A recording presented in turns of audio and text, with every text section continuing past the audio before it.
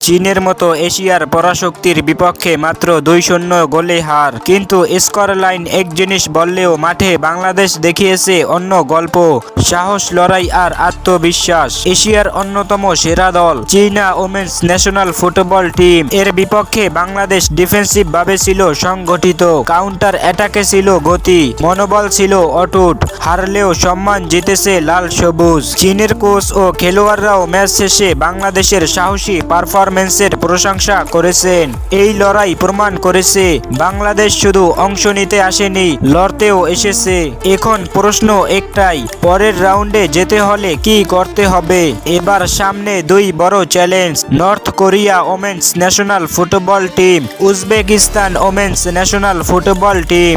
এই দুই ম্যাচই এখন বাঁচা মরার লড়াই। উত্তর কোরিয়া অত্যন্ত শৃঙ্খলাপূর্ণ, শারীরিকভাবে শক্তিশালী দল, ওদের বিপক্ষে ভুল মানেই শাস্তি। উজবেকিস্তান তুলনামূলকভাবে কম অভিজ্ঞ, কিন্তু দ্রুত ট্রানজিশন আর লং শটে বিপজ্জনক হতে পারে। বাংলাদেশকে অন্তত একটি ম্যাচ জিততেই হবে। দুই ম্যাচে জয় পেলে সরাসরি পরের রাউন্ডের দরজা খুলে যাবে।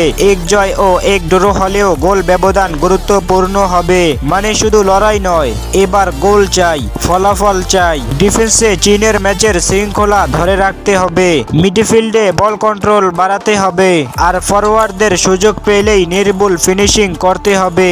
এবার আর শুধু সম্মান নয়, ইতিহাস দরজায় কড়া নাড়ছে। কিন্তু বাংলাদেশ কি পারবে? কমেন্টে জানান আপনার মূল্যবান মতামত।